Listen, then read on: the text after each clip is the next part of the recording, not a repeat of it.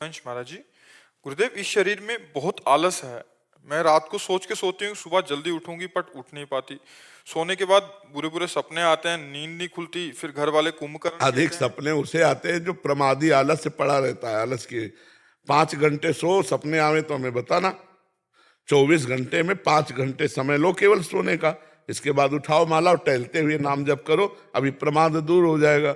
अब ऐसे तो फिर बहुत लोग हैं ऐसे। आजकल हम सुना है कि रात्रि के 2 बजे सोते हैं और सुबह 9-9, 10-10 बजे तक सोते ही रहते हैं, फिर उठते हैं। भगवान सूर्य उदय हो गए, न अर्घ देना है, न संध्या बंदन है, न ब्रह्म मुहूर्त में उठकर भजन करना है। तो ये मनुष्यता ही नहीं रह गई, पशुता आ गई। अब क्या हम समझाएं, बच्चा कैसे समझाएं? मनुष्यता ही नहीं रह गई है।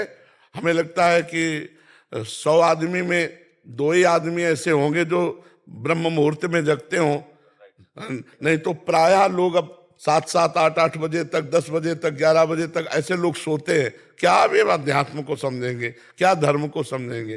तो हमें लगता है कि आप भाग्यशाली हो, सत्संग में आए हो, तो आप अपने जीवन को बदलो। आप समय से उठो, उठ करके टहलते हुए नाम जप करो। देखो महीना भर अभ्यास करो, आप में वो अभ्यास आने लगेगा, आप में सामर्थ्य आने लगेगी। भगवान के नाम जप में बहुत बड़ी सामर्थ्य है।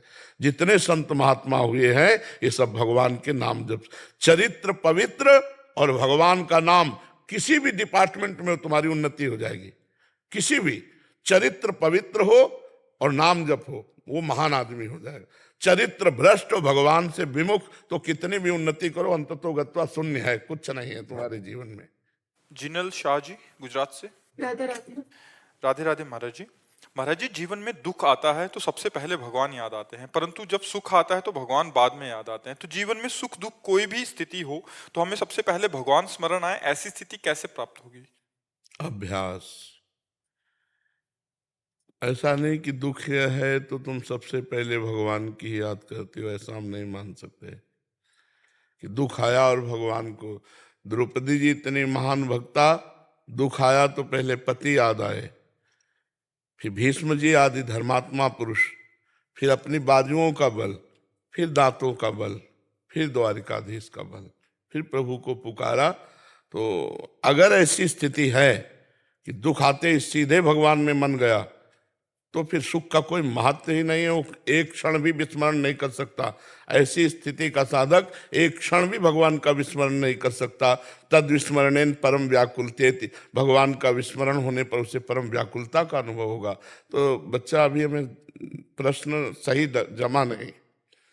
दुख में सीधे भगवान का स्मरण जिसका होगा, ऐसे भक्त का निरंतर भगवत स्मरण होगा और ऐसे भक्त का सांसारिक सुख का कोई मात्रा ही नहीं होगा।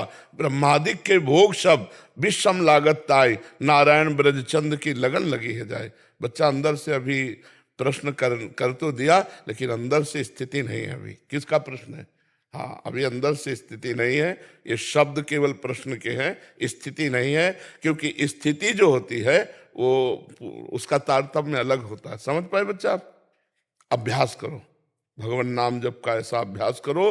त्रिभुवन की राज्य लक्ष्मी देने पर भी जो आधे क्षण के लिए अपने प्रभु का विस्मरण नहीं करता, वो महाभागवत है।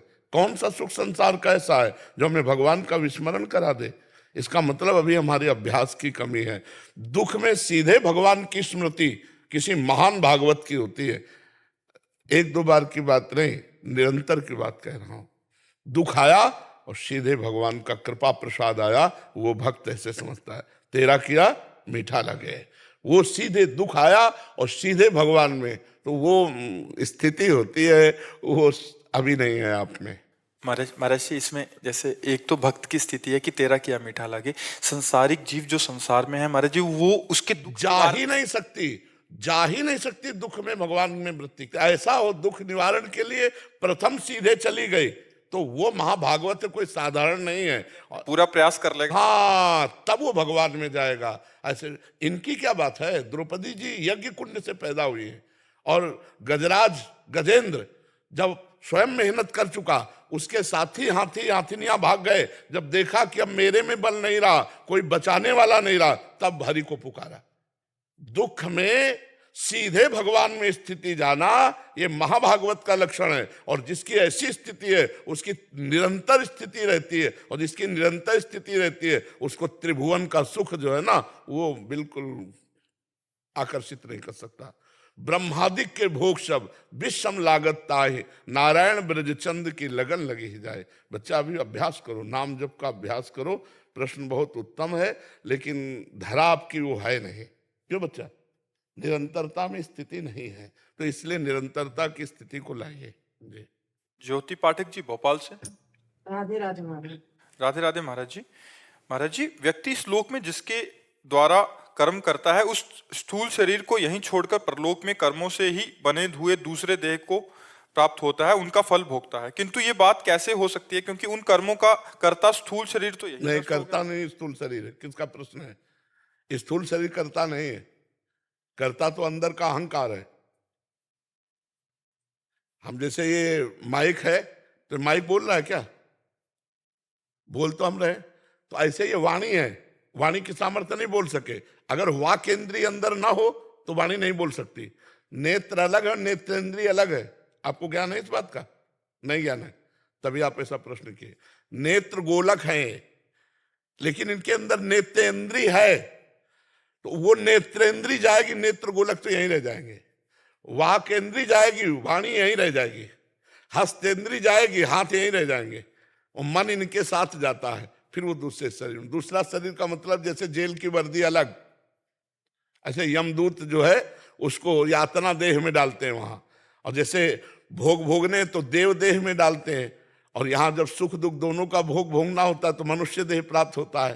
तो आपको संशय नहीं होना चाहिए, ये केवल ऊपरी वर्दी है, ये ऊपरी वर्दी है। अंदर पूरी सामग्री सहित हो जाता है और वही सामग्री भोगता है। जैसे तत्कालिक उदाहरण, आप स्वप्न देखती है तो आपका स्थूल शरीर सैया पे पड़ा होता है, लेकिन स्वप्न में आज सुख जो होता है या दुख होता है ना? आपको होता है ना? ये स्थूल शरीर तो पड़ा रहता है ना।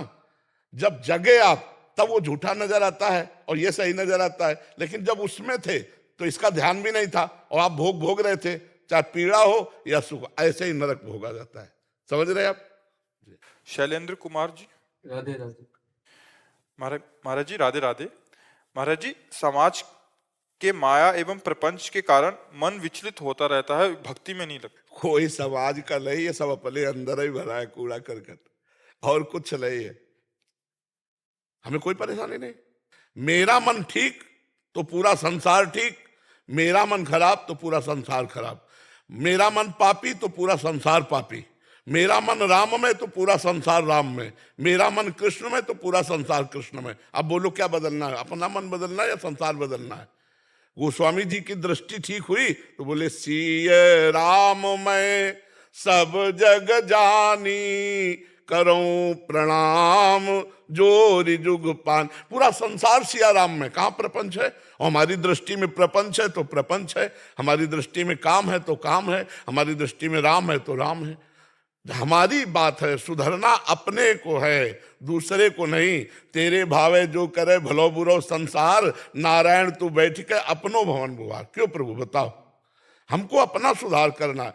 हमें अपने पैरों में जूते पहन लेने, पूरे संसार में कारपेट नहीं बिछानी। समझ रहे हो? हमें अपना माइंड ठीक कर लेना, पूरा संसार ठीक हो जाएगा। हम ठीक तो संसार ठीक। लाल चश्मा तो पूरा संसार लाल, हरा चश्मा तो पूरा संसार हरा। जैसा हम दर्शन कर रहे हैं वो हमारे अंदर की सामग्री बाहर नहीं है। क्या परेशानी है? जैसे एक फिल्म में पैसा लगा के आप जाते हो देखने, कुछ अच्छा होता है कुछ बुरा होता है, तो आप उसका मनोरंजन करते हैं कि नहीं करते? आप वहां किसी से दुश्मनी नहीं करते, किसी से प्यार नहीं करते, क्योंकि आपको पता है झूठे चलचित्र हैं, कहानी है, उसका आनंद ले रहे हैं, आप मनोरंजन कर रहे हैं। ऐसे ही ये पूरा संसार मनोरंजन है। जगन नाटक वैभवा, एक परमात्मा एक, अपने को अनेक रूपों में करके तीन विभाग कर दिए। एक पालन, सृष्टि, विनाश। कहीं विनाश लीला हो रही, कहीं पैदा होने वाली सृजन लीला हो रही, तो कहीं पालन लीला हो रही, कहीं काम क्रोध की लीला दिखाई दे रही, कहीं भजन की लीला दिखाई दे रही। लेकिन ये सब झूठे, इनमें एक परमात्मा सत्य है, ये सारी क्रियाएं झूठी और सारे रूप झूठे। ये जितने रूप हैं सब झूठे, और भगवान सत्य है, वो थे, हैं और रहेंगे। ये रूप नहीं रहेंगे। कल ये रूप कुछ और था, आज कुछ रूप और बदल रहा है, कल इसका पता नहीं चलेगा। फिर आप कोशिश भी करो तो ढूंढने से पूरे त्रिभुवन में रूप नहीं मिलेगा। ये झूठा है, लेकिन इसके अंदर जो है वो सत्य है। हम सत्य वस्तु को पहचाने, हम माया के इस नाटक में भूले ना। देखो, अगर माया के नाट्य में आप अभिनेता को पहचान लोगे तो आपको परेशानी नहीं होगी। जैसे आप फिल्म में गए तो आपको ज्यादा अच्छा तभी लगेगा जब आप अभिनय वाले को पहचानते हो, नहीं लगेगा? बोले कौन है? बोले अमुक है। और अभिनय दो प्रकार का होता है उसमें, एक होता है पॉजिटिव, होता है निगेटिव। निगेटिव खलनायक और नायक। दोनों को देखने पर जब खलनायक का कोई रोल करता है और बहुत दुष्टता का रोल करता है, कोई कहे बहुत ही यार दुष्ट आदमी, तो आप कहोगे नहीं नहीं नहीं, ये तो बहुत बढ़िया आदमी, केवल रोल कर रहा है। समझ रहे हो ना? ऐसे ही एक परमात्मा वो केवल रोल कर रहा है, वो है निर्विकार, वो है निर्विकार परमेश्वर। एक परमात्मा केवल रोल कर रहा है, हमको यही जानना है। अब हम यही नहीं जान पा रहे, इसीलिए परेशानी की बड़ा प्रपंच है। हमें तो कहीं प्रपंच नजर नहीं आता। हमारे भगवान अपने खेल खेल रहे विविध रूप में, कहीं विनाश का खेल, कहीं पालन का खेल, कहीं सृष्टि का खेल, कहीं अच्छा खेल, कहीं बुरा खेल, वो खेल रहा है अपने आप में। तो उस खेल में मत सम्मिलित हो, उस खेल से हटो और उस खेल के दृष्टा बनो तो बढ़िया। अभी तो ज्ञान नहीं प्राप्त है ना, इसलिए परेशान। नाम जप करो खूब। नाम जप करते हो? बराबर बराबर है। बराबर का अभ्यास करो। अगर हम एक बार पोछा लगा दे, खिड़की दरवाजा खुला छोड़ दे, हवा आएगी पूरी गंदी हो जाएगी, नहीं हो जाएगी? खिड़की दरवाजे कंट्रोल में रखो, ये सब खिड़की दरवाजे इनको होश में रखो और नाम जप का पोछा लगाते रहो, अभी मन निर्मल हो जाए। सब में भगवान बैठा भैया, वही छुपा। किसी सूझ वाली आंख ने पहचान की, कण कण में झांकी भगवान की। सब में वही रमा हुआ है। हाँ, अब अपने पद और अधिकार के अनुसार जो कर्तव्य है उसको करता रहना चाहिए।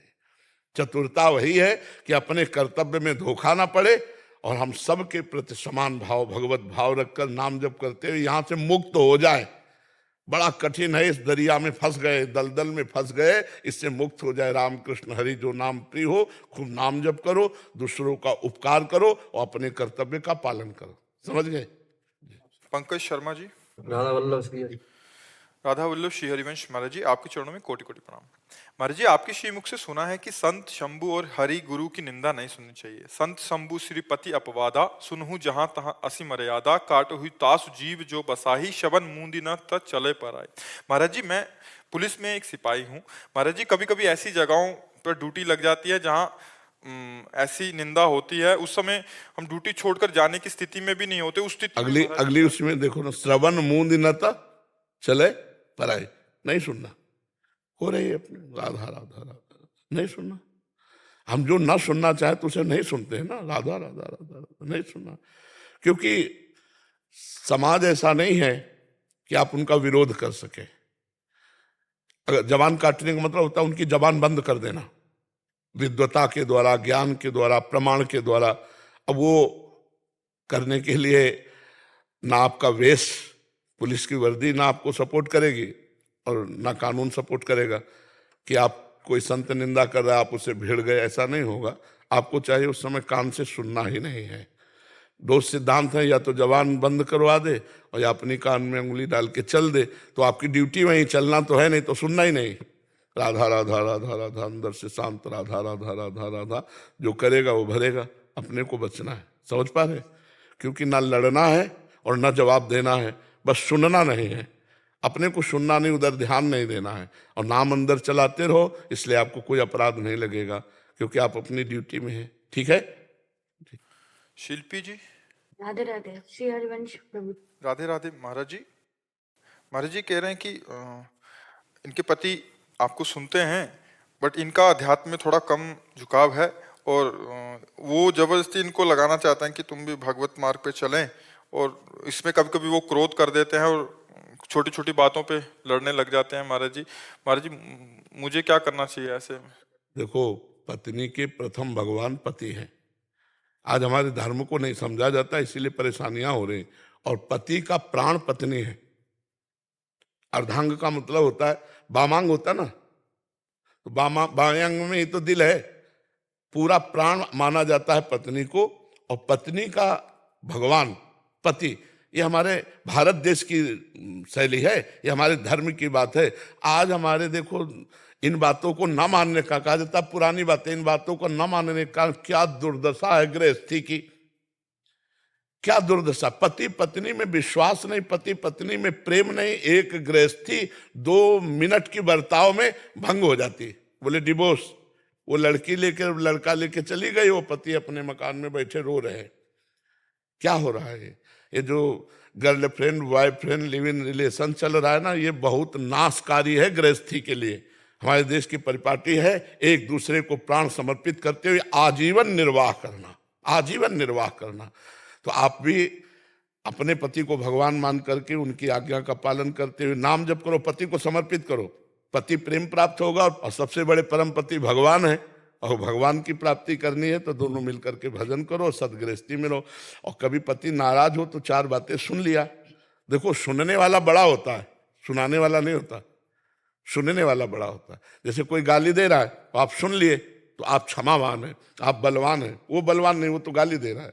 तो आप नाम जप करो, भगवान को अर्पित करो कि हमारे पति हम पर प्रसन्न हो। पति की प्रसन्नता, और पति को चाहिए कि जीवन में जो भी हम कर्तव्य कर्म करें सलाह लेके करें पत्नी से, और उसके मन की कामना को पूर्ण करें, क्योंकि उसका हाथ आपने लिया है, उसने आपका हाथ नहीं लिया। पाणी ग्रहण में ऐसे होता है कि आज से सारी जीवन की तेरी जिम्मेवारी मैं लेता हूं। कितना बढ़िया गृहस्थ धर्म यार। मेहनत करके गए, मुस्कुरा करके पत्नी ने स्वागत किया, दोनों प्रेम से खाए पिए, आनंद से बैठ। अब आज का समय क्या है, देखो क्या समय है। हम यही कहते हैं अपने बच्चों को सुधारो। ये बॉयफ्रेंड गर्लफ्रेंड वाला वायरस दिमाग में जो बढ़ रहा है सबके, ये बहुत हानिकारक है, बहुत हानिकारक है। ये गृहस्थी में नहीं सही रहने देगा। साल साल भर ब्याह होता और डिवोर्स हो गया, ये तो कभी सुना नहीं था। डिवोर्स शब्द तो सुना ही नहीं था। जो ब्याह हुआ, पति पत्नी बस एक हुए, आजीवन निर्वाह, आजीवन निर्वाह। हमारे भारत की मर्यादा है यार। पवित्र जीवन स्त्री का, पवित्र जीवन पुरुष का, दोनों जीवन निर्वाह किए एक साथ मिलकर। ऐसा है हमारे यहाँ। हमारे यहाँ ये गंदगी नहीं है। अब ये बातें कौन समझ रहा है? ये बॉयफ्रेंड गर्लफ्रेंड वाला समय ये समझ रहा है कि हमारा पवित्र जीवन नष्ट हो गया, अब मैं किसी के काबिल नहीं रह गई। और जी बहुत बढ़ रहा है, इसका कारण? इसका कारण ये देखो, शास्त्र और संत ये 2 ही समाज के सुधारक है। शास्त्र कोई पढ़ नहीं रहा, मोबाइल का जमाना है, और संतों की कोई मान नहीं रहा, और जो मान रहे हैं वो सुधर रहे हैं। जो मान रहे हैं वो सुधर नहीं, तो कैसे समाज सुधरे? सब बाहर चला जा रहा है मोबाइल में। मोबाइल में सब बाहर चला जा रहा है, क्योंकि मोबाइल में पूरा गलत संस्कार भी है, अच्छे संस्कार भी। अच्छे कौन देखना चाहता है? गलत ही गलत सीरीज और फिल्में, गंदी गंदी बातें, तो गंदगी बढ़ती चली जा रही। और नए जमाने के बाहर की हवाएं आती हैं। अब देश विदेश सब जाना होता है तो वहीं के संस्कार बन रहे हैं। खान पान गलत है, बुद्धि भ्रष्ट है, माता पिता का आदर नहीं, गुरुजनों का आदर नहीं, शास्त्र स्वाध्याय नहीं, इसलिए भ्रष्ट हो रहा है समाज। अब जो बड़े बड़े संत हैं वो सब अपनी अपनी सीमा में हो गए, क्योंकि जान रहे संसार बड़ा विचित्र है। साधु पहले भ्रमण करते थे, अब भ्रमण करें तो कह देंगे बच्चा चोर है, मार डालेंगे। अरे बच्चा चोर है तो बंदी बना लो, दिन में जांच कर लेना, भारत के ही तो है। नहीं, मार डाला लाठी डंडों से। तो साधु महात्मा अगर गांव गली जाए तो कहो कहते बच्चा चोर है, मार डाले। तो सुधरेंगे कहां से? समाज सुधरेगी संतों के वचन से, शास्त्र स्वाध्याय से, अच्छे आचरण से। अच्छे आचरण कहां से आएंगे जब तक अच्छा संग नहीं होगा? और संग है वही कुसंग, गंदी बातें हैं। तो हमें लगता है कि गृहस्थी बड़ी समस्या में है। ब्याह हुआ, पति पत्नी में प्रेम नहीं, पत्नी दूसरे को प्यार करती, पति दूसरे को प्यार, कैसे गृहस्थी चलेगी? कैसे कुल परंपरा चलेगी? कैसे संतान चलेगी? आप विचार करके देखो।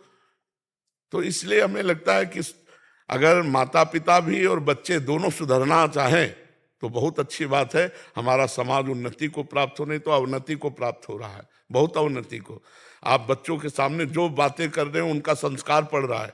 आप बच्चों के सामने जो नशा कर रहे हैं, संस्कार पड़ रहा है, आप जैसे संस्कारों से युक्त होकर गर्भ धारण कराएंगे वैसे बच्चा पैदा होगा। आपके संस्कार ठीक नहीं तो बच्चों के संस्कार कहां से ठीक हो जाएंगे। जब गर्भ में बच्चा आ जाए उस दिन से ब्रह्मचर्य रहना चाहिए गृहस्थी को। जब तक बच्चा ना हो जाए और समय ना आवे तब तक उसे ब्रह्मचर्य कौन रहता है। तो बच्चों के संस्कार वही काम के वही गंदे संस्कार पड़ेंगे, क्योंकि जैसे माता पिता के संस्कार वही बच्चों में जाते हैं। तो इसलिए सुधार हो, नाम जप करें, अच्छे से चले, सब विश्व पूरा मंगलमय रहे। भावना तो यही, सर्वे भवन्तु सुखिनः सर्वे सन्तु निरामया सर्वे भद्राणि पश्यन्तु माँ कश्चित् दुख भाग भवेत्। लेकिन हमारे अकेले कहले से नहीं होगा, आप भी सुधरो तब होगा। वैसे काफी सुधार भी हो रहा है, सुनते हैं। महाराज जी, आज तक ये बातें किसी ने नहीं बताई जो आपसे हमें पता लग रही जी। हैं, और 45 साल 40 साल हो गए हैं, ये किसी को ये बातें पता नहीं होती जी। जी। महाराज आपके माध्यम से पूरा विश्व मंगलमय हो रहा है जी, इससे ज्यादा कुछ नहीं। हाँ, कोशिश यही कर रहे हैं कि जो जो बात गुरुजनों से मिली, संतों से मिली, हमारे समाज को पहुंचे, समाज जागृत हो, गंदे आचरणों से बचे। और इसमें मंगल नहीं है।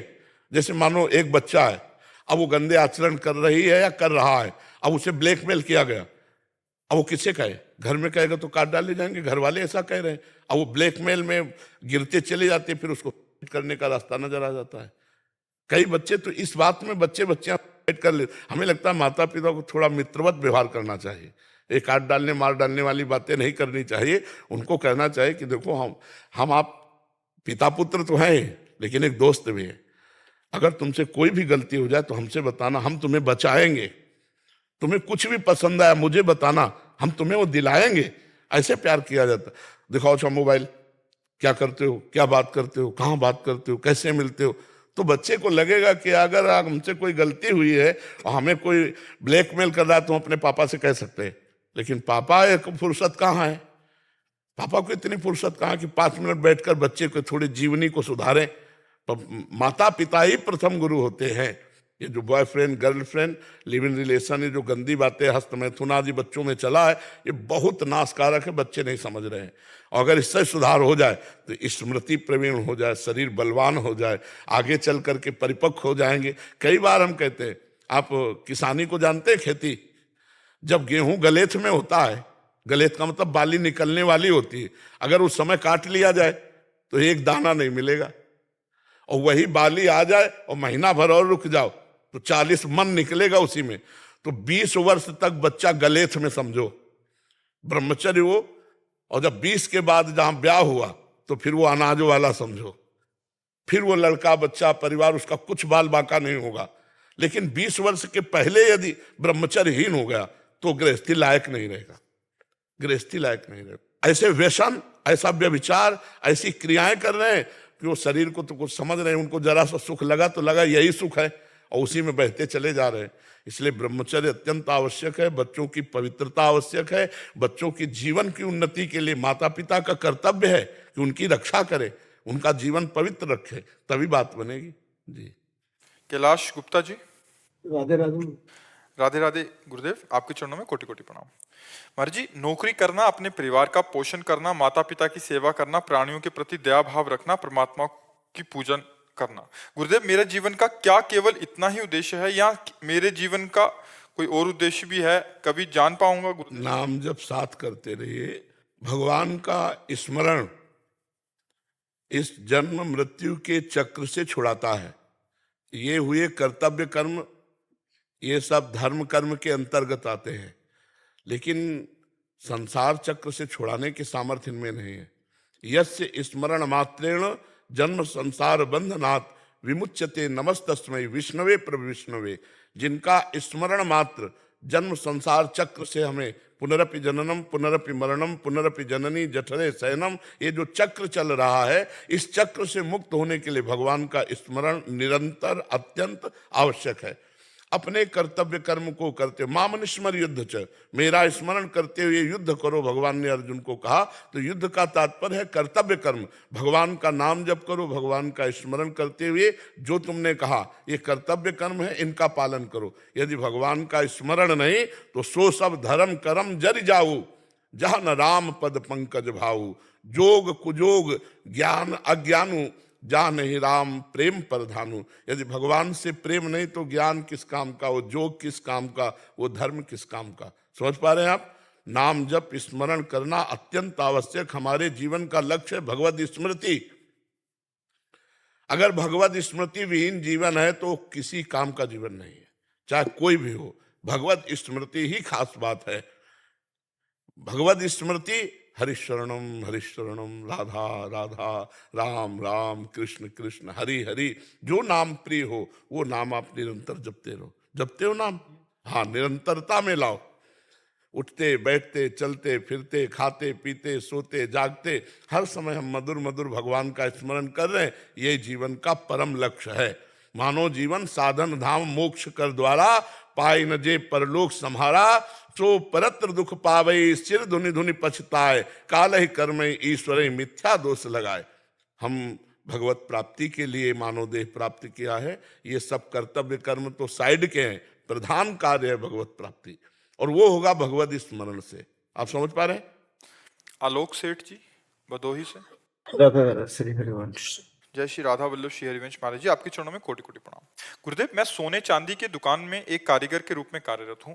पहले तो ऐसा नहीं होता था, लेकिन अब 1 साल से यूट्यूब के माध्यम से भजन का स्वाध्याय हुआ, तब पता चला कि ये कार्य गलत है। जब तक कोई किसी भगवान की मूर्ति को चाहे सोने या चांदी का हो, जब साफ कराने या बेचने लाता है, गलाने के लिए कहता है, तो मन बहुत दुखी एवं विचलित होने लगता है। क्या किया जाए महाराज जी ऐसे में? क्योंकि अभी घर की आर्थिक स्थिति को भी देखना है।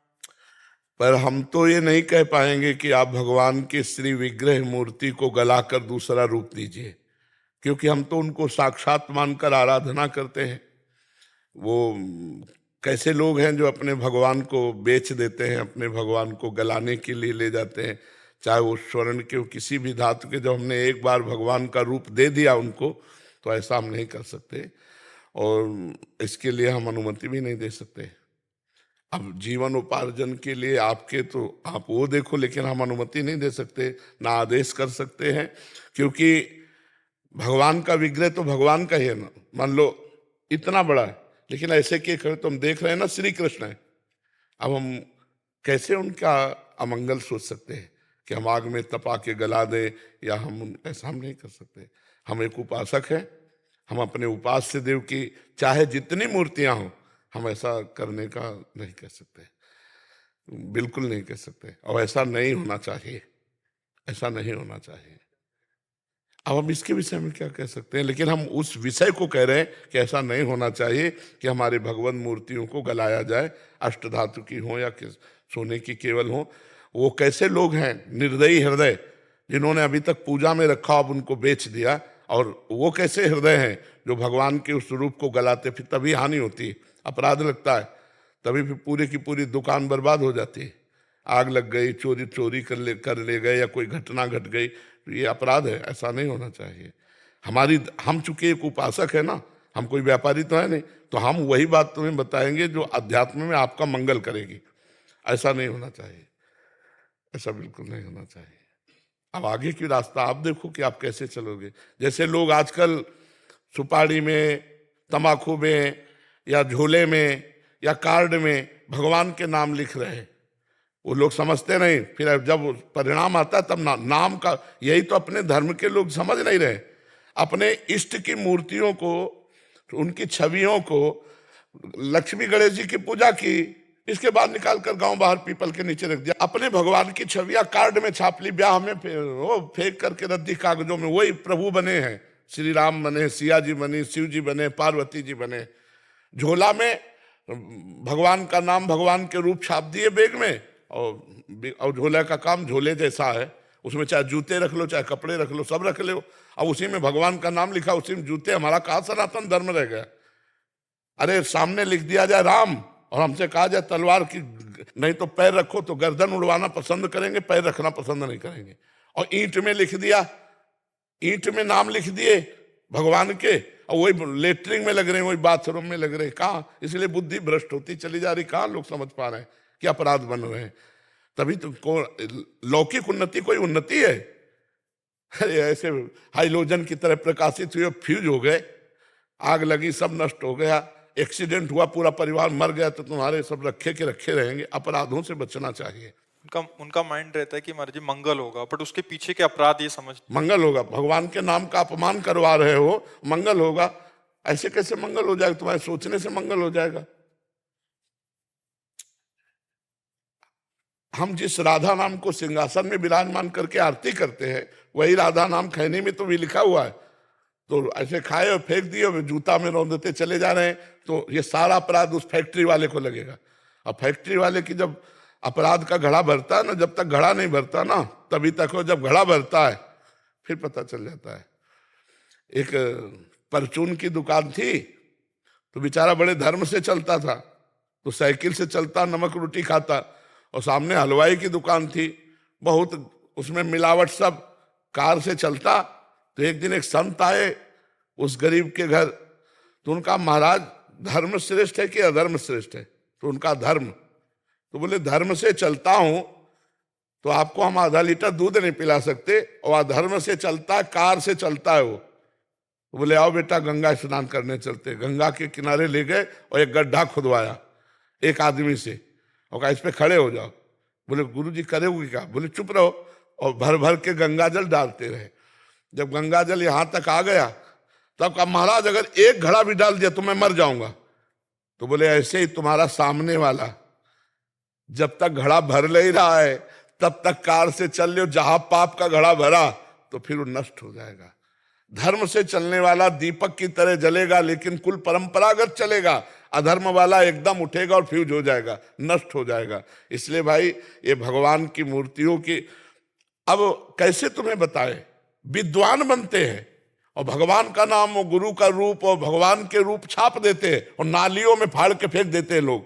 नहीं वो पोस्टर, हाँ, अब वो नालियों में फेंक दे। तुम्हारे गुरु की छवि थी, तुम्हारे भगवान की छवि थी, अब ये अपराध नहीं है? और विद्वान बनते ऐसे। अरे अपने इष्ट का सम्मान करना सीखो, इष्ट के नाम का सम्मान करना। तुलसी जाके मुख से धोखे निकसत राम, ताके पग की पगतली मोरे तनु की चाम। अपने सनातन धर्म के देवी देवता, इष्ट, नाम, रूप, इनका आदर करना सीखे। अब ऐसे एक सिंहासन में विराजमान है और एक जूते के नीचे जा रहे हैं। मान लो पोस्टर में वही बने हैं राधा कृष्ण, अब वही फाड़ के फेंक दिए। अब कौन संभाल के देखता है कि उनको यमुना जी पधराए, जाके उनको कहीं पवित्र जगह में समाधि दे दे? ऐसा तो नहीं हो रहा। तो ये अपराध है और ये समाज को कष्ट देंगे। सुधरना चाहिए।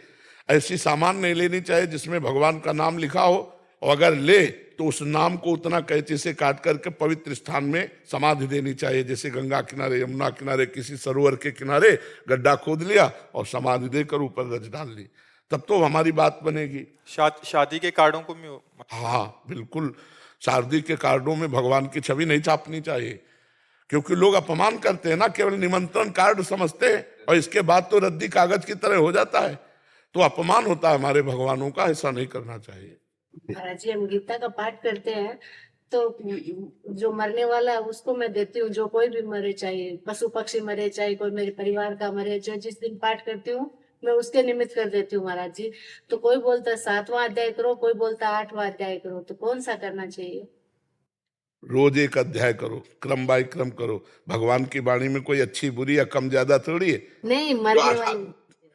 हम क्या कह रहे हैं, पूरी गीता भगवान ने स्मृति प्रदान करने के लिए अर्जुन को सुनाई है, कोई मरे जीने वाली बात नहीं है। वहां की मोक्ष पदवी कैसे प्राप्त होती है? वो स्मृति से। पूरी गीता सुनने के बाद अर्जुन ने क्या कहा? नष्टो मोहा स्मृतिर्लब्ध्वा तत्प्रसादान्मयाच्युतः। हे अच्युत, आपकी कृपा से मोह नष्ट हो गया, स्मृति प्राप्त हो गई। पूरी गीता भगवत प्राप्ति कराने में समर्थ है। प्रथम अध्याय से लेकर 18वें अध्याय तक रोज क्रम से एक एक अध्याय पाठ करो, और चाहे जिसको दान कर दो, बहुत अच्छी बात है।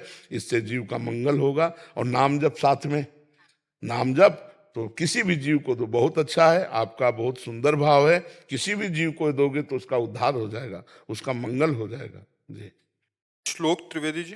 राधा वल्लभ श्री हरिवंश। श्री हरिवंश महाराज जी।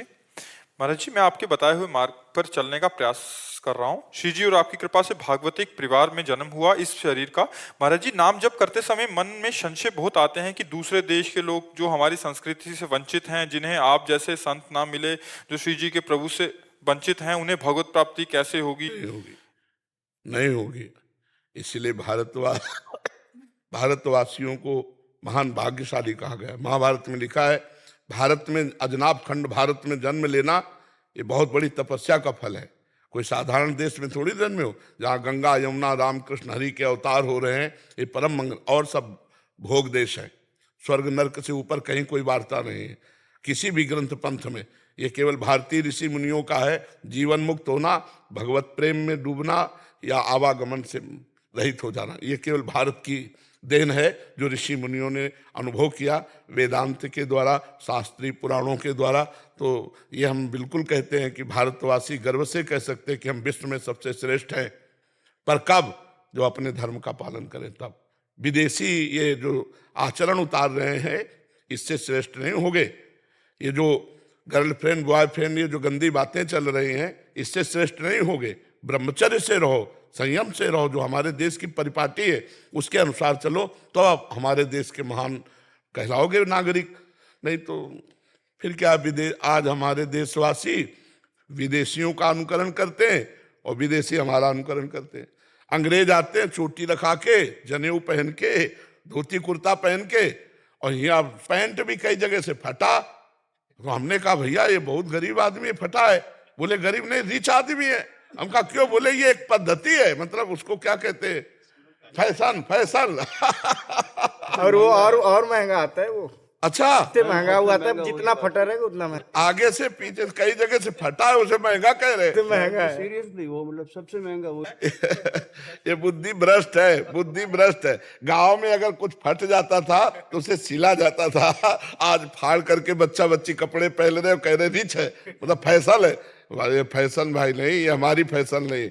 हमारी भारतीय फैशन तो देखो, धोती कुर्ता पैजामा, ऐसे मतलब सात्विक वेशभूषा और पवित्र आचरण। अब देखो कैसे आचरण होते जा रहे हैं, बड़ा दुखद है। आगे जो समय आने वाला है, बड़ा दुखद समय आने वाला है। देखो संत महात्माओं के बिना संयोग के बुद्धि शुद्ध नहीं होती, और संत महात्माओं को आजकल मार डाला जाता है। अगर गांव गली में पा गए तो कहते हैं बच्चा चोर, मार डालते। अच्छा, संत प्रवचन नहीं करेंगे, संत तुम्हारे घर नहीं जाएंगे, तो तुम्हारी बुद्धि कहां से शुद्ध होगी? सभी पाखंडी थोड़ी होती है। अगर नकली नोट है तो असली नोट भी उसका होता है, नहीं होता है? तो ऐसे संत महात्मा है, तो हमें लगता है अगर संतों का समागम ना किया जाए तो बुद्धि मत की रति गति भूति भलाई, जब जे जतन जहां जे पाई, सो जानो सत्संग प्रभाव, लोकों वेद न आनु पाओ। इसलिए सत्संग सुनो और अपने आचरणों को सुधारो, जीवन परम मंगलमय बनाओ। ये शराब पीना, मांस खाना, व्यभिचार करना है तुम्हारी दुर्गति कर देगा। चाहे जितने करोड़पति हो, यही करोड़ रह जाएंगे और नरक में इतने डंडे बजेंगे कि वो 1 करोड़ रुपया काम नहीं आएंगे। इसलिए नाम जप करो, भगवान से प्रार्थना करो कि आपकी बुद्धि शुद्ध रहे। और बच्चों में ये जो गंदे आचरण फैल रहे हैं, अपने माता पिता को चाहिए कि बच्चों को संभालें, दोस्तवत शिक्षा दें, उनको इस मार्ग से अलग करें। ये जो बॉयफ्रेंड गर्लफ्रेंड आदि ये सब चला है ना, ये सब विष है। इससे बहुत पूरा जीवन बर्बाद हो जाएगा बच्चों का। इनको बच्चों को बचाओ, नहीं बहुत से बच्चे इन्हीं में ब्लैकमेल किए जाते हैं, फिर करते हैं। बहुत इनको बच्चों को गंदी आदतों से बचाया जाए, क्योंकि शास्त्र और संत ये दो ही हैं जो समाज को सुधार सकते हैं। तो शास्त्र तक पहुंच नहीं और संतों की बात सुनना नहीं, तो फिर कैसे मंगल होगा? और संत पहले गांव-गांव जाते थे, भिक्षा पाते थे और शिक्षा देते थे। अब समय नहीं रह गया। अब तो भैया कह देंगे बच्चा चोर तो मार डालेंगे लोग। हम कह रहे हैं जैसे संशय है, उनकी जांच करो 2-4 दिन, फिर छोड़ दो। मारने का अधिकार कहां से? न कानून से है, न भागवतिक है। अरे संत वेश में है आपने। तो अब आजकल बहुत समय विचित्र है, संभाल लो तो संभाल लो, नहीं तो कलयुग बढ़ता चला जा रहा है। जी योगेश कुमार जी मथुरा से। श्री राधा वल्लभ लाल। श्री हरिवंश महाराज जी। महाराज जी, श्री रामचरितमानस जी में ऐसा वर्णित है कि हानि लाभ जीवन मरण यश अपयश हरि हाथ, अर्थात उपरोक्त 6 कर्म ही ईश्वर ने अपने हाथों में रखे हैं, शेष सभी कर्मों को करने की जीवात्मा को। नहीं, कर्म नहीं रखे अपने हाथ में, गलत समझ रहे हो। फल रखा है अपने हाथ में। कर्मण्ये वाधिकारस्ते मां फलेषु कदाचन। तुम्हारा अधिकार कर्म करने में है, फल में नहीं। फल के लिए भगवान ने कहा सुख दुखे समय कृत्वा लाभा लाभो जया जयो। सुख दुख में, लाभ हानि में, जय पराजय में समान भाव रखकर तुम केवल कर्म करो। अच्छा, जो ये फल की बात है कि लाभ और हानि, जीवन मरण, जस, अपजस, विधि माने विधान। भगवान अपने हाथ का मतलब नहीं कि जो चाहेंगे वही कर देंगे, नहीं। अवश्य में भोक्तव्यम कृतम कर्म शुभाशुभम, जो तुमने किया उसी का विधान रख दिया है। अब जैसे आपने बहुत बड़ा व्यापार किया और व्यापार में घाटा लग गया, तो आपका पूर्व प्रारब्ध फल पर प्रहार कर दिया। पूर्व कर्म का प्रारब्ध जो बना ना, वो फल पर प्रहार कर दिया। आपने मेहनत बहुत की, पैसा बहुत लगाया, लाभ नहीं मिला। एक आदमी ज्यादा दिमाग भी नहीं है, ज्यादा व्यापार भी नहीं है, और धीरे धीरे धन बढ़ता चला जा रहा है, उसका प्रारब्ध उसके अनुकूल होता चला जा रहा है। लौकिक उन्नति, लौकिक सुख, इसके लिए प्रारब्ध है। अब उस प्रारब्ध को हम मिटा सके, नए प्रारब्ध की रचना कर सके, इसके लिए कर्म नहीं भजन है। जब तक हम भजन नहीं करेंगे तब तक हमें कर्म परंपरा भोगनी पड़ेगी। अवश्य में भोक्तव्यम। अब जैसे हम खूब नाम जप कर रहे हैं, हम चाहें कि ये प्रारब्ध मिट जाए तो प्रारब्ध मिट जाएगा, पर भगवान की प्राप्ति नहीं होगी। तो जब नाम जप किया जाता है और नाम की महिमा समझ में आ जाए, तब लगता है शरीर तो छूटेगा ही यार, अपने समय से ही छूटेगा। तो इसका प्रयोग हम क्यों करें, भजन का प्रयोग? भजन क्यों नष्ट करें? भजन तो भगवान की प्राप्ति के लिए करें। तो बड़े बड़े संत शरीर के प्रारब्ध को भोग लेते हैं और भगवान को प्राप्त हो जाते हैं। तो हानि सांसारिक वस्तुओं की या शरीर की, लाभ सांसारिक वस्तुओं का, ये शरीर का स्वस्थ होना, पद प्रतिष्ठा मिलना, जीवन मरण जस अपजस, यही विधि के हाथ में है। भगवत प्राप्ति, भजन, नए प्रारब्ध की रचना, ये पीछे नहीं, ये अब करेंगे। मनुष्य शरीर मिला है, हम नया निर्माण करेंगे, हम अपने भविष्य का नया निर्माण करेंगे। इसीलिए तो मनुष्य शरीर मिला है, नहीं तो सुअर कुत्ता गधा अपने भाग्य के अनुसार चलते हैं। मनुष्य केवल भाग्य के अनुसार नहीं, नए कर्म के अनुसार भी। जैसे भाग्य में बहुत सुख भोगेंगे, अभी वैष्णव अपराध कर दो, सब भस्म हो जाएंगे। साधु अवज्ञा तुरंत भवानी, कर कल्याण अखिल के हानि, सब के सब तुम्हारे पुण्य नष्ट हो जाएंगे, तुम दुख में पड़ जाओगे। तो तुम्हारे जीवन में लिखा पाप ही पाप, भोग ही भोग, तुम्हें दुख भोगना है। अब डट के भजन किया, सब भस्म हो गए, मंगल हो गया। हम भजन के द्वारा नया निर्माण कर सकते हैं प्रारब्ध का। तो समझ पा रहे हो आप क्या कहना चाहते हो कि हानि लाभ जीवन मरण जस अपजस विधि हाथ, तो ये भगवान के हाथ है। तो क्या इसका मतलब तुम समझना चाहते हो? जी, कर्म को करने के लिए श्री रामचरितमानस व श्री गीता जी भी खुलकर समर्थन किया है। कहा भी है कि तू कर्म कर, फल की चिंता मत कर, वो मैं दूंगा। किंतु दूसरी तरफ श्री रामचरितमानस में ऐसा भी पढ़ने को मिलता है कि जिसे ईश्वर दारुण दुख देता है, उसकी बुद्धि को तो दारुण दुख कब देता है? तिनकर काल रूप में भाता। रामचरितमानस में जो भगवान की आज्ञा का उल्लंघन करके मनमानी आचरण करते हैं, पापाचरण करते हैं, जब उनके पाप का परिणाम आता है तो बुरी दशा आने के पहले बुद्धि बदली जाती है ना। जिनका विधना दारुण दुख दीन, उनके मत पहले हरिलीन कहो, क्योंकि उनको भोग भोगाना है। जैसी लिखी भवतव्यता तैसी होए सहाय, आप ना आवे ताई पे ताई तहां ले जाए। वो कर्म तुम्हारा दंड भोगवाना है ना, तो वहीं ले जाएगा जहां भोग भोगवाना है। वो विधान भगवान अपनी तरफ से किसी के लिए कुछ विधान नहीं करते, हमारा किया हुआ कर्म ही विधान बनाता है। भगवान मंगल भवन है, कभी किसी का मंगल नहीं कर सकते।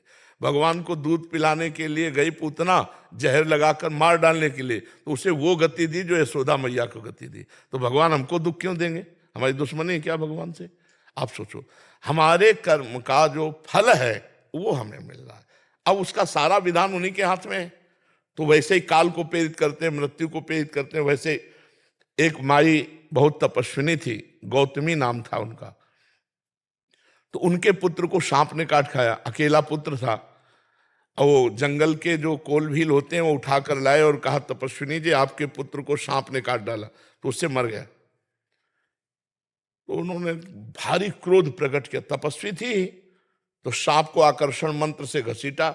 सांप सामने आया, बोले तुझे अभी भस्म कर दूंगी, मेरे बेटे को क्यों काटा? तो उसने कहा, क्षमा कीजिए, मैं केवल निमित्त हूं, मुझे मृत्यु ने प्रेरित किया है। अच्छा, मृत्यु? तुरंत मृत्यु का आकर्षण किया और मृत्यु से कहा, तुझे भस्म कर दूंगी, तुमने सांप को प्रेरित करके मेरे बालक को क्यों कटवाया? तो मृत्यु ने कहा, मुझे क्षमा कीजिए, मेरा कोई अपराध नहीं, मैं काल से प्रेरित था। काल से, काल का आवाहन किया। काल ने कहा, क्षमा कीजिए, मेरा कोई अपराध नहीं, इस बालक के कर्म से प्रेरित होकर के मैंने ऐसा। लौट के कहा आया, बालक का कर्म। अपने को न काहू के सुख दुख कर दाता, निज कृत कर्म भोग सुन भ्राता। समझ पा रहे हो ना? जी का विधि ना माने जो विधि का विधान रचते हैं, किसके अनुसार? कर्म फल के अनुसार। वो जिसको अब दुख का अवसर आ रहा है तो फिर उसकी मति का अपहरण कर लेते हैं, और वैसे ही वो घटना जो हमारे सामने दुखद परिस्थिति या सुखद लानी है, तो हमारा कर्म प्रेरित करके बुद्धि को वैसे ही बदल देगा। तो हमारा ये कहीं सोचना कि ये सब भगवान के हाथ है दुख सुख देना, ऐसा नहीं है। हमारे कर्म को न काहू के सुख दुख कर दाता। भगवान तो मंगल भवन है, हमारी उनकी दुश्मनी क्या है जो वो हमारे साथ अमंगल करेंगे। एक माई आई थी, कह रही थी जिंदगी भर नौ दुर्गा रही, शिव जी को पानी चढ़ाया, हमारे पति को मार डाला भगवान ने। भगवान ने मार डाला। अब उनको कैसे समझावे कि मैया इसका नाम मृत्यु लोक है, यहाँ सबको जाना है, आज नहीं तो कल जाना है। जितने समय के लिए हम आए उतने समय ही रहेंगे, चाहे जल चढ़ाओ चाहे ना चढ़ाओ। जल चढ़ाओगी तो तुम्हारा पुण्य बनेगा, नहीं चढ़ाओगी तो तुम्हारा समय व्यर्थ जा रहा है संसार के भोगों में। तो समझ पा रहे हैं आप? प्रिंस शर्मा जी रुड़की से। राधे राधे। राधे राधे महाराज जी।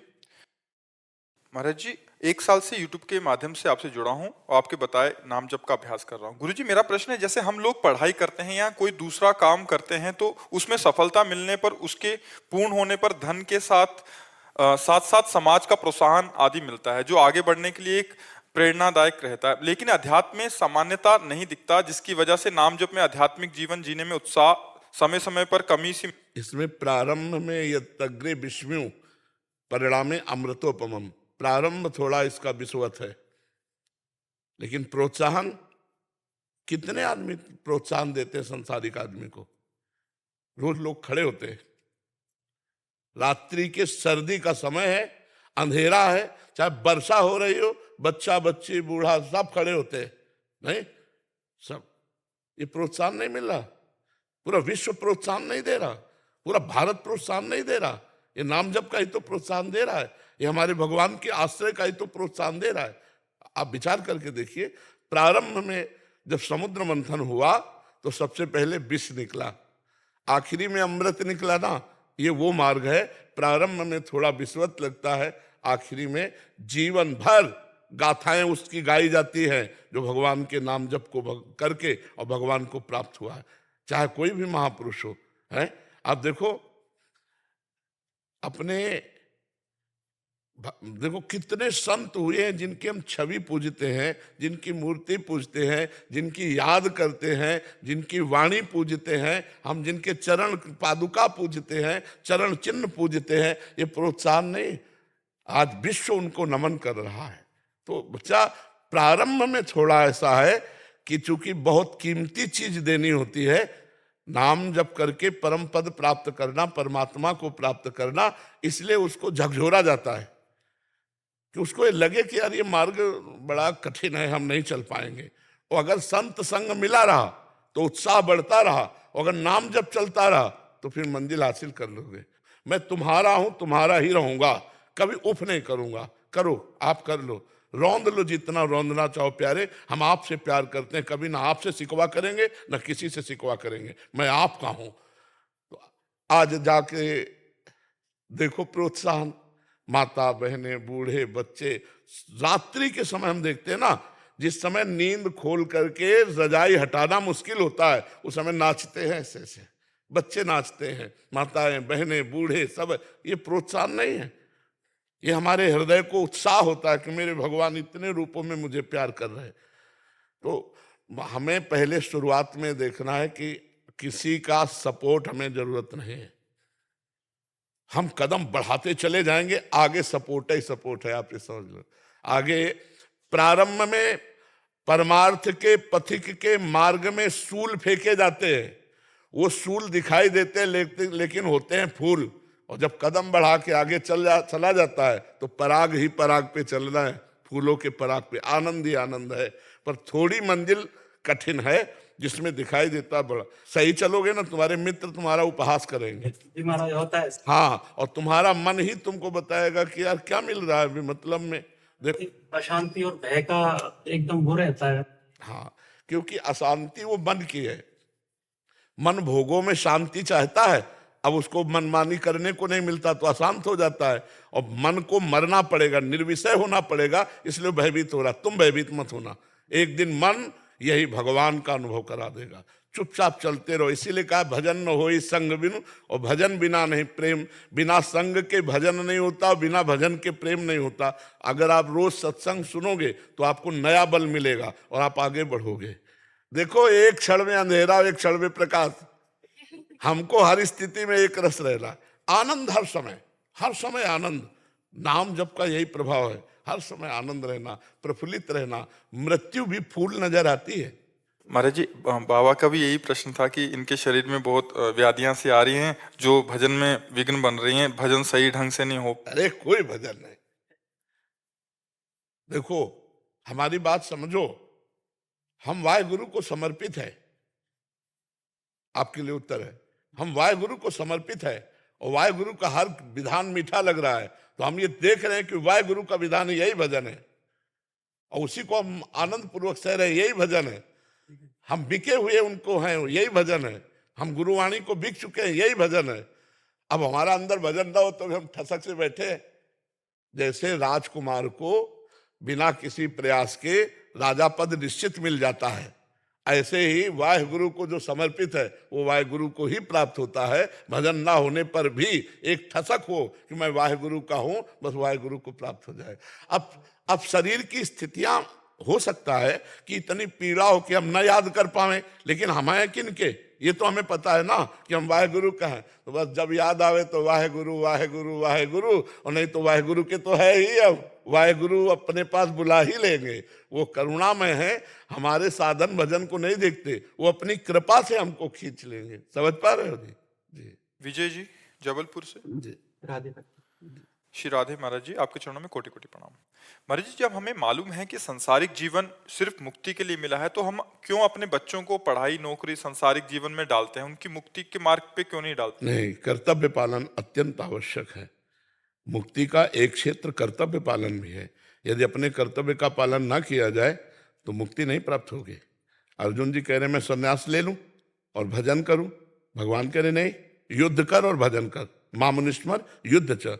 तो बच्चों को पढ़ाइए लिखाइए, वो हमारे देश के भविष्य हैं, और अध्यात्म से युक्त होकर के जब हमारे देश का सेवा भाव स्वीकार करेंगे, चाहे मास्टर हो, चाहे डॉक्टर हो, चाहे एमएलए हो, चाहे सांसद हो, तो अच्छी तरह वो कर पाएंगे। अगर अध्यात्म नहीं है तो भ्रष्ट हो जाएंगे, और भ्रष्ट आचरण करके हमारे समाज का शोषण करेंगे, चाहे कोई हो। अगर वो अध्यात्म से युक्त नहीं है तो शोषण करेगा, पोषण नहीं करेगा। तो आधुनिकता पढ़ाई के साथ अध्यात्म की अगर पढ़ाई हो तो बहुत आवश्यक है। अगर आधुनिकता का काखा गागाम ना पढ़े होते तो शास्त्र की भाषा कहाँ से हमको याद आती? तो आधुनिक पढ़ाई भी आवश्यक है, और शास्त्रीय भाषा भी हमें पता होना चाहिए। हमारा धर्म क्या है, हमारा कर्तव्य क्या है। आज जो है बहुत गिरता स्तर चला जा रहा है हमारे समाज का। कैसा गिरता स्तर है वो देखने से पता चलता है। 4 लड़के एक लड़की को छेड़ रहे हैं, और 4 आदमी आराम से चले जा रहे हैं और वीडियो बनाते हुए चले जा रहे। तुम्हें मनुष्यत्व तो है कि नहीं? एक चैन खींच करके महिला को गिरा देता है, और आदमी कार से और मोटरसाइकिल से चल रहे हैं, वो आराम से निकल जाता है। मतलब तनिक भी मनुष्यत्व नहीं रह गया कि हम 4 किसी की रक्षा कर सके। हमको भगवान ने अगर प्राण दिए ना तो परहित लाग तजय जो देही संतत संत प्रशंसते। अगर हम अपने प्राण भी उसकी रक्षा के लिए दे देते तो हमें भगवत प्राप्ति होगी। तो अध्यात्म का थोड़ा भी ज्ञान नहीं रह गया।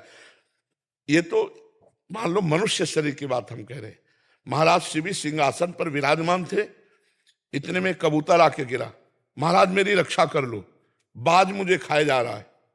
तो बाज आकर ऊपर ऐसे बैठ गया। बाज ने कहा कि महाराज शिवी इस कबूतर को छोड़ दो, क्योंकि धर्म में शास्त्र में बाज का आहार कबूतर निश्चित किया गया है, और मैं भूखा हूं, अगर मैं नहीं खाऊंगा तो मेरे प्राण नष्ट हो जाएंगे, तो आपको मेरी हत्या का अपराध लगेगा। कबूतर ने कहा मैं आपकी शरण में हूं, अब मुझे आप मत दीजिए, नहीं तो बाज खा जाएगा। शिवी महाराज ने कहा कबूतर तो नहीं दे सकता, पर तुम्हारे प्राणों को भी मैं छूटने नहीं दूंगा, मैं तुम्हारे लिए मांस मंगाता हूं। बोले नहीं महाराज, कहीं भी ऐसा नहीं है कि बाज मरे हुए या मारे हुए पशुओं का खाता हो, हम स्वयं शिकार करते हैं और ये हमारा शिकार है। तो उन्होंने कहा कि ऐसा हो सकता है कि अगर मैं अपने मांस को दूं, मैं जिंदा हूं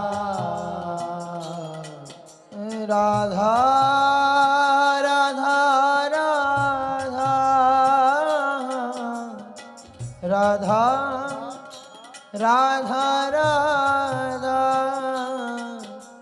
राधा राधा राधा राधा राधा राधा